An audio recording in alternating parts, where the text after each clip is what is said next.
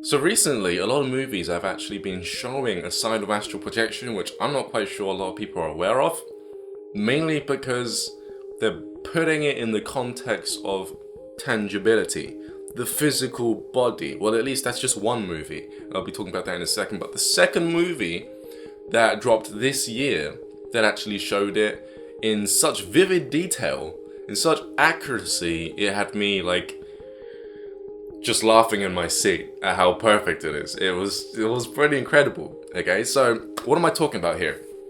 I'm talking about the microcosm or the micro universe. Okay, it's a theory or idea that everything that exists here is actually very, very small in relation to the macrocosm, which is the larger universe. For example, we could just be bacteria on the surface of the earth, which could be just a pimple of a larger organism. Okay? Same thing that if you were to go really small to the micro level, bacteria itself has actually got its own ecosystem. If you've ever let anything mold for a long period of time, whether that be deliberately or by accident, it's got its own humidity in that space. Things are really living. And if you get a really powerful microscope, you can see little tiny organisms, almost as if it's their own little miniature world. And if you scale out, we're just stood there looking into our dustbin. Okay, so micro, macro. Macro, the larger picture, micro, the smaller picture.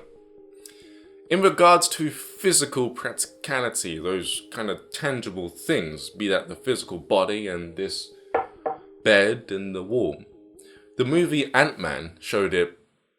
It was okay, but it wasn't 100%. I would say it was around about 86%. Okay, and I'm saying that from my experience. I'll get into that in a sec.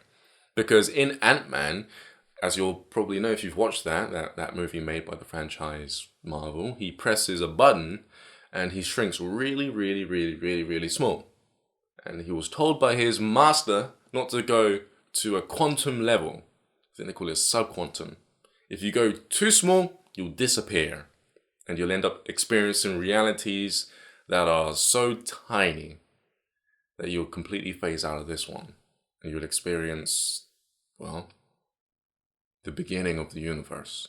The reason why I wasn't so thrown back into my seat after watching that portrayal of the microcosm was because they only showed one side of it. Because there are actually many layers as you get smaller and smaller.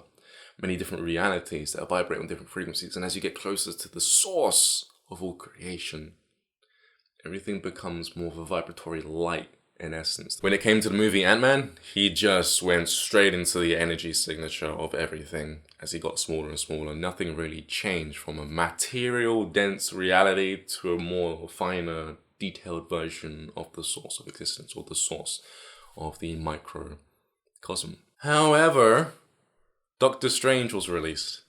That took me by surprise. They did their research. They really did. Because there is this moment where the Sorcerer Supreme presses her thumb against Doctor Strange's head. And as she does that, he completely comes out of his body and is thrown through all these other dimensional layers of existence. And he gets so far that it's really unexplainable. It's kind of like an acid trip slash mushrooms slash dimethyltryptamine slash astral projection. It's basically the truth of what happens. If you've ever seen that, that is exactly what it's like to go, well, quantum. To go super, super, super micro. My experience with the micro universe deals with, well, another location of silence. I was in my last house and I astral projected out of my body. If you don't know what that is by now, media's done a very good job at freaking people out. It is basically when you slide out of the body and you experience different realities. The reason as to why you're able to experience different realities is because your astral body can resonate on different frequencies. If this physical body was able to resonate at a different frequency, it will show up somewhere else predicated upon that location's frequency. So frequency matches frequency. That be the location also, you have a locational vibrational signature with your physical body. Try and speak slower, because when I get excited, I speak too fast. So, if the locational signature of your physical body changes, you'll basically teleport and show up somewhere else. Now, not many people do that. because a lot of people are afraid of being stuck in walls. There are certain experiments throughout history, such as the Philadelphia experiment, where they did actually change the locational frequency of a ship, and they put it somewhere else, and then they put it back into its original location, and all of the crew were... It got pretty messy. Some of them were phased against the side of the ship, some of them were intact, but then they would spontaneously combust because their frequency got so high all of a sudden. Yeah, and the ones that did survive went mentally insane. Or in other words, they were so open to other dimensional worlds that they just couldn't handle it, and they started to try and, I guess, put that subconscious attribute of reality, how their subconscious mind actually allows them to go through these dimensions, and how their subconscious mind already recognizes what they are. They tried to attach that knowingness to their logic of demons and angels and so forth. And when you try and do those things, there's a disconnect there. It's not quite safe. So getting back to the astral body, if your astral body resonates at a certain frequency, you can show up in another dimension completely. There's more of a range of frequencies when it comes to your astral body. Okay? So, when I slid out of my physical body, I was in the dark. This is when I figured out something pretty profound. There is no such thing as darkness at all. A lot of people cannot wrap their head around that. I posted that on Facebook. Jeez. Yeah, never again. There are just some truths you cannot put online because people hate the fact that there is no such thing as darkness because it contradicts everything else that they already know. There were so many hateful comments underneath that post. There has to be, because there's duality and all this stuff. You know, it's all their beliefs came up to the surface. I get it. I thought there was polarity at one point within my life. But honestly, when I astral projected that night, and I felt the presence of the matter that created the darkness within the room, I realized that I was always looking at something. Therefore, how can the space be void of all light if there is still something there? You see, darkness itself is actually just a different form of light, which our eyes do pick up on. That's why it looks black. But we just perceive blackness as the void of something, when really darkness is, well, the accumulation of something else. I realized that when I opened my third eye for the second time in the astral realm. Your third eye, it has more layers than you may think. Okay, once you get into the astral realm, your third eye's open a little bit. You can see the astrals, you may be able to see some entities, you may be able to see the future, glimpses of other, well, points of space. But if you blink in the astrals, for those of you out there who already astral project, you notice how you never blink, right? Or you never breathe. If you blink in the astral realm, the third eye actually opens another layer of itself. So I'm standing there, I'm thinking, okay, this darkness feels like there's something there. Let's just look at the molecules of the darkness. And I blinked, and all of a sudden, everything in the room was a darkish blue purple. Now when I say everything, I mean the atoms which made up the sum total of darkness. And they were so perfectly aligned. It was like a grid, a very tightly squeezed grid of dots, circles, right? Completely encompassing the room. I saw the positive electron and the negative electron, which went around the atom, okay? And in the center of the atom, I saw the nucleus. So now I'm actually seeing the atoms which are being perceived as darkness by people in this realm. Then what I do is I think, wow, it's getting very, very, very detailed. I can actually see the different molecules which make up the nucleus itself. I could see the little bumps and the dents and how it's not completely smooth. So as I'm looking at it, right, I actually end up, I don't feel like I'm getting smaller. The atom itself feels like it's growing. And as it's growing, all of a sudden I'm standing on top of the nucleus of the atom, and then it grows even more and I slide through the crack of the nucleus. The crack of the nucleus. As I'm moving more and more towards the center of this atom, I notice that there is a blinding light. Okay, now not to sound cliche, because it wasn't white light. It was blue, bits of pinks, bits of yellows. Then all of a sudden I find myself standing inside of this room that looks larger than most of the rooms that I've been in, or, well, halls, cathedrals, theaters, here on Earth.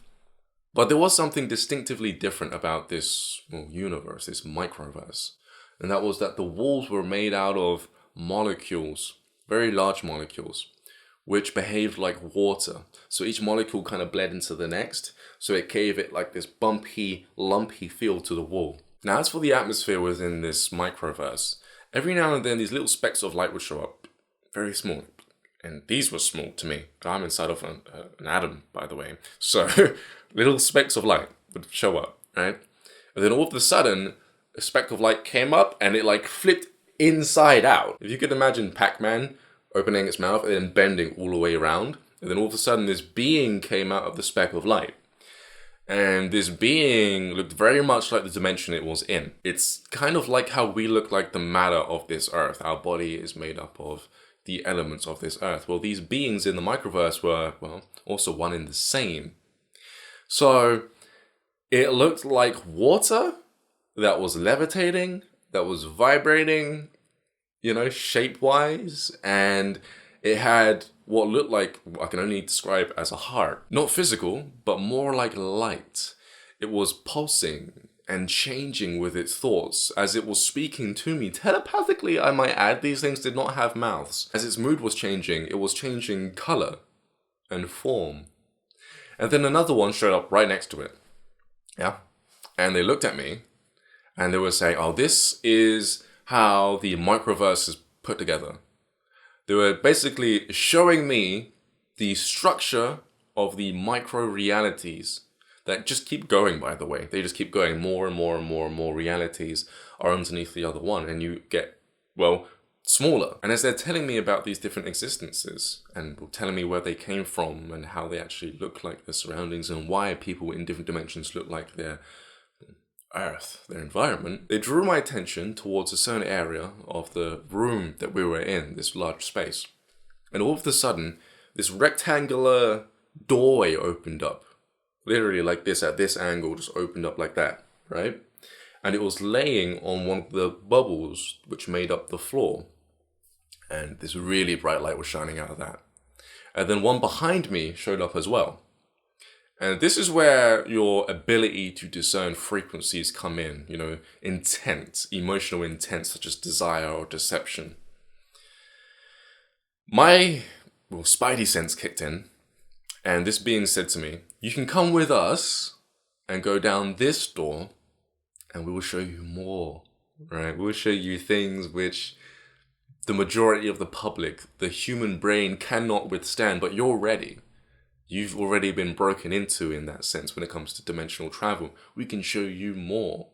But if we show you more, you cannot go home. And I was like, whoa, what? I can't go home? I think you just lied there, buddy.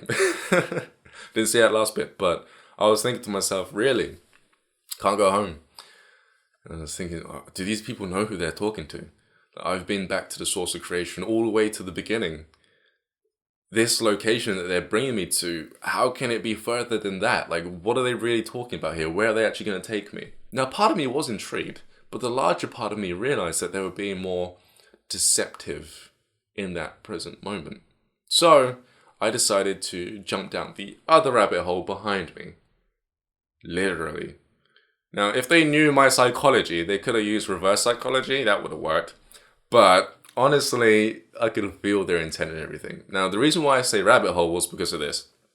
When I jumped down the doorway that took me back home, before it took me back home, it took me somewhere else first. I found myself punching and grasping out of dirt, like mud, soil, and I broke through and I saw sunlight. Yeah, I came out of a mound, kind of like Teletubbies. You know, the mounds of dirt with that perfectly layered grass on top. I came out of one of those. As I'm looking up, I see all these other mounds which create this reality. Okay? Not this one I'm in right now, but the one I appeared in. And I see this tree. This is like the only tree that exists in this reality. And as I'm walking up towards it, I notice that there are 3 beings that are there. You guys are going to have to swallow this one because it's gonna sound pretty wacky. I've had some wacky astral projections. Out of the three, the first that I noticed had red eyes, white fur. Why? Because it was a rabbit. And it looked normal at first, okay, from the distance that I was standing. But as I got closer, I noticed that this rabbit was actually standing up. And it was able to make more complex facial movements. Not only that, but it was talking to the lizard that was next to it. And then that lizard was talking to this, like, humanoid thing. It looked like a human, but it was misshaped. Kind of like out of Alice in Wonderland. I think Tweedledee and Tweedledum, those circular people. They looked like that, but not round. They were more hourglass shaped. And the lizard was wearing clothes. And these beings are telling me that this is their universe. This is how the creatures that live there look. This is normal. And that's when I started to think about spirit animals. Because everyone's always asking me about, do spirit animals exist? And from my experience, I've met other beings outside of this dimension, this mound dimension, where the insects are bigger than normal. And they can speak. Okay?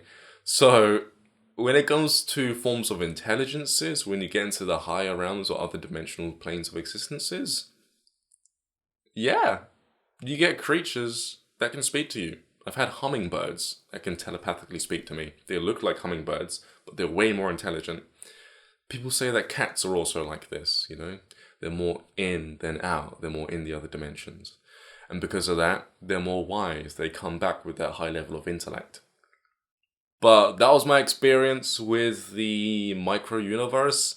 After I saw them, I got pulled back to this reality through a wormhole.